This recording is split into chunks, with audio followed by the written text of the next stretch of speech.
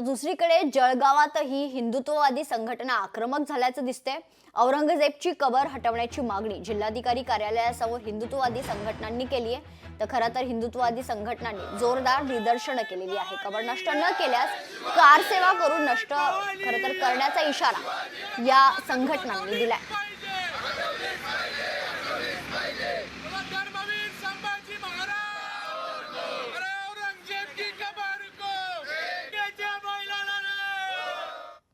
ज्या पद्धतीने जे सरकारने आणि प्रशासनाने दखल घेतली नाही, ज्या पद्धतीने 1992 मध्ये बाबरी मस्जिदीविषयी झालं, त्याच पद्धतीने बजरंग दल आणि विश्व हिंदू परिषद हे आंदोलन करून या कुकर्मा औरंगजेबाची कबर ही खोदून काढण्यात येईल असं बजरंग दलच्या माध्यमाने आणि विश्व हिंदू परिषदच्या माध्यमाने सांगू इच्छितो।